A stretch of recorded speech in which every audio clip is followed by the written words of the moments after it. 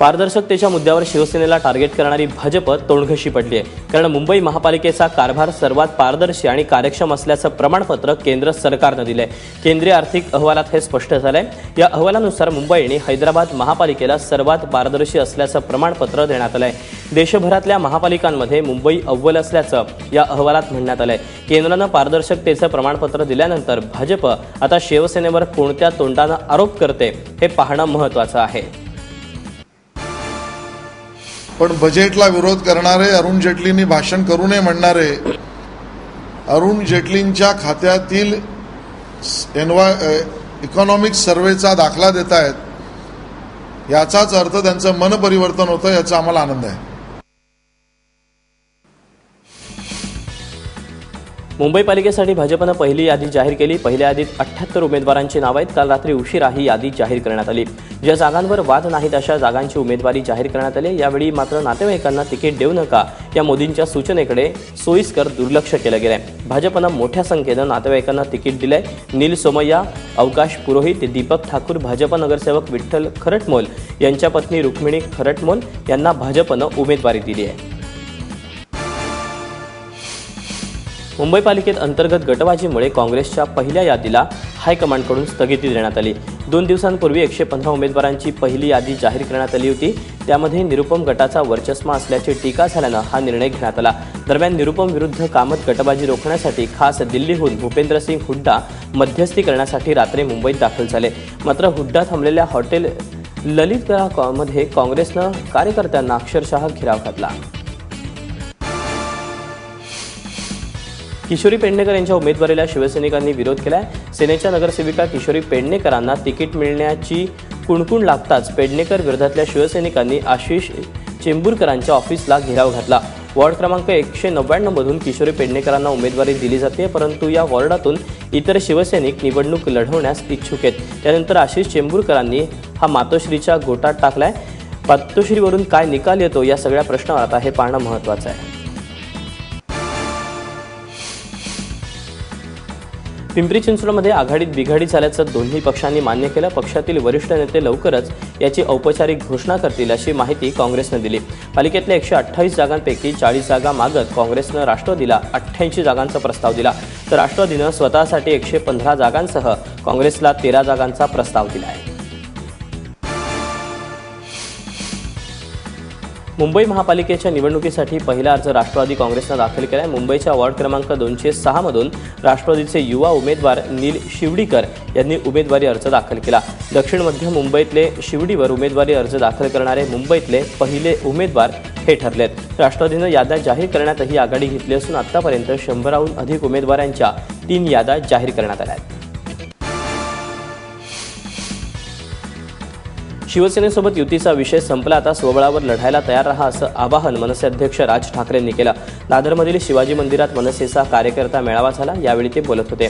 बाळासाहेबांच्या स्मारकाच्या नावाखाली महापौर बंगला ताब्यात घेण्याचा शिवसेनेचा डाव आहे अशी जहरी टीकाही राज ठाकरेंनी केली। यावेळी भाजपचं मुंबई तोडण्याचं षडयंत्र असल्याचा आरोपही राज ठाकरेंनी केला आहे।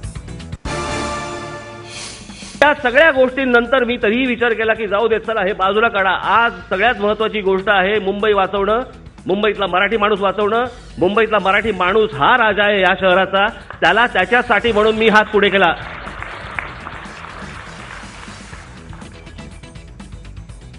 आज माझ्यासाठी हा विषय संपला।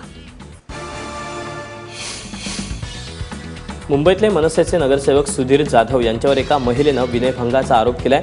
सुधीर जाधव यांनी अश्लील मेसेज केल्याचा आणि धमकी दिल्याचा आरोपही पीडित महिलेनं केलाय। तसंच या प्रकरणी दादर पोलीस स्टेशनमध्ये तक्रार दाखल करून घेत नसल्याचंही पीडित या महिलेचं म्हणणं आहे। या प्रकरणी आम्ही नगरसेवक सुधीर जाधव यांची बाजू जाणून घेण्याचा प्रयत्न केला, मात्र त्यांनी बोलण्यास नकार दिला आहे। विक्रोळी रेल्वे स्थानकावर एका ज्येष्ठ नागरिकानं आत्महत्येचा प्रयत्न केला। दिनकर सतपाळ असं व्यक्तीचं नाव असून त्यांनी लोकल समोर स्वतःला झोकून दिलं। त्यांच्या अंगावरून लोकलही केली, मात्र दैव बलवत्तर म्हणून दिनकर सतपाळ यांना खरचटलंही नाही। 2 रुळांमध्ये असलेल्या खड्ड्यात अडकल्यानं दिनकर सतपाळ यांचा जीव वाचला। ही घटना सीसीटीव्हीत कैद झाली आहे।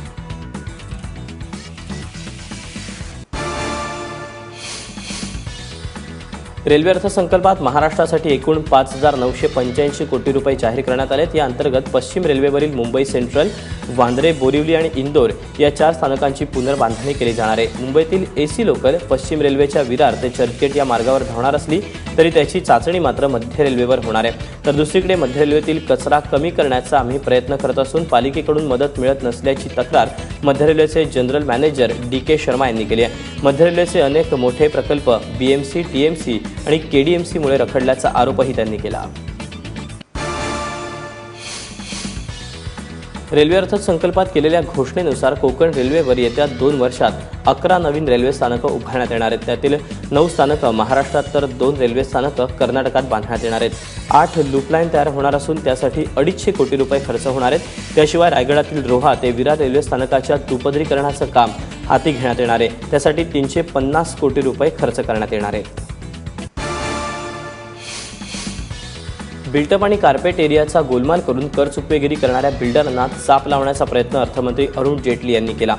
गेल्या वर्षीच्या बजेटमध्ये अर्थमंत्र्यांनी 30 ते 60 स्क्वेअर मीटरची घरं बांधणाऱ्या बिल्डरांना करात सवलत देण्याची घोषणा केली होती. मात्र बिल्डर मंडळी बिल्टअप एरियालाच कार्पेट एरिया दाखवून कर सवलतीचा लाभ घेत होते.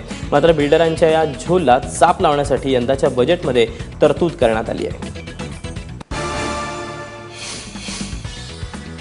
ICICIच्या व्यवस्थापकीय संचालक चंदा कोचर यांनी यंदाच्या अर्थसंकल्पाचं कौतुक केलं. हा अर्थसंकल्प सर्वसमावेशक असून शेतकरी, उद्योजक आणि पायाभूत सुविधांना सोबत घेऊन जाणारा असल्याचंही त्यांनी सांगितलं. बँकिंग सेक्टरमध्ये डिजिटल व्यवहारांना दिलेला भर सकारात्मक असल्याचंही त्यांनी सांगितलं. नोटाबंदीच्या काळात 1000 आणि 500च्या जुन्या नोटा खात्यात भरणाऱ्या 1,09,00,000 खातेदारांपैकी 18 लाख खातेदार आयकरच्या रडारवर आहेत. नोटाबंदीच्या काळात पैसा भरणा केलेल्या 18 लाख खात्यांची माहिती आयकर विभागाशी जुळत नसल्यानं खातेदारांकडून स्पष्टीकरण मागवलं गेलं आहे. आयकर विभागाकडून स्वच्छ धन अभियानाची माहिती देण्यासाठी ठाण्यात आयकर आयुक्त श्रीकृष्णा यांनी हा इशारा दिलाय. रोकड भरणा झालेल्या खात्यांची तपासणी चालू आहे. खातेदारांना SMS आणि मेलद्वारे नोटीस पाठवण्याचं काम देखील सुरू असल्याचं त्यांनी सांगितलं. येत्या 10 दिवसात खातेदारांकडून स्पष्टीकरण मागवण्यात आलं आहे. बारामती सहकारी बँकेचे संचालक आदेश वडुचकर यांचं संचालक पद रद्द करण्यात आलं आहे. थकबाकीदार असतानाही निवडणुकीत खोटं शपथपत्र दाखल केल्यानं ही कारवाई करण्यात आल्याचं समजतंय. बारामतीचे नगरसेवक जयसिंग देशमुख यांनी केलेल्या तक्रारीनंतर सहकार आयुक्तांनी हा निर्णय दिला. हा निर्णय म्हणजे बँकेवर एकहाती सत्ता असलेल्या अजित पवारांना धक्का मानला जातोय. सहकारी साखर कारखान्याच्या घोटाळ्यासंदर्भात ज्येष्ठ समाजसेवक अण्णा हजारे यांनी मुंबईच्या रमाबाई आंबेडकर पोलीस ठाण्यात तक्रार दाखल केली. जवळपास 42 साखर कारखान्यांच्या विक्रीबाबत घोटाळा झाल्याचा आरोप अण्णा हजारे यांनी केला. मात्र त्यात कोणाची नावं आहेत याचा खुलासा करण्यात आलेला नाही. या तक्रारीवर चौकशीनंतर 7 दिवसांनी FIR दाखल करण्यात येणार आहे. केवळ विधिमंडळातल्या आपल्या जागा वाढवण्यासाठी राजकीय पक्षांनी शिक्षक मतदारसंघात उमेदवार उभे केल्याचा आरोप रामनाथ मोते यांनी केला. रामनाथ मोते हे कोकण विभागाच्या शिक्षण मतदारसंघातील अपक्ष उमेदवार आहेत. रामनाथ मोते यांनी पत्रकार परिषद देऊन सरकारच्या शिक्षण धोरणावर टीका केली. उल्हासनगरमध्ये गोळीबारात एकाचा मृत्यू झालाय. प्रतीक गायकवाड मृत तरुणाचं नाव आहे. सत्यजित गायकवाड यांच्या घरी बारशाचा कार्यक्रम आयोजित करण्यात आला होता. DJ वाजत असल्यानं प्रतीक बघण्यासाठी गेला होता. तिथं अचानक गोळीबार झाला. झालेल्या गोळीबारात प्रतीकच्या छातीला गोळी लागली. तात्काळ प्रतीकला रुग्णालयात दाखल करण्यात आलं, परंतु उपचारादरम्यान प्रतीकचा मृत्यू झाला. या संदर्भात शिवाजीनगर पोलीस स्टेशनला गुन्हा दाखल करण्यात आलाय. पोलिसांनी 3 जणांना ताब्यातही घेतलाय. हिंजवडीमधील IT कंपनीत झालेल्या रसिला ओपीच्या हत्येनंतर तिच्या कंपनीतील महिला अभियंत्यांनी IT-जन्य असं फेसबुक कॅम्पेन सुरू केलं. तर दुसरीकडे काही ITs काल रसिलाला मेणबत्ती पेटवत त्यांनी श्रद्धांजली वाहिली. त्यामध्ये हिंजवडी परिसरातील अनेक कंपन्यांमध्ये काम करणारे कर्मचारी सामील झाले होते. इन्फोसिस कंपनीत सुरक्षा रक्षकानं रसिलाची हत्या केली होती.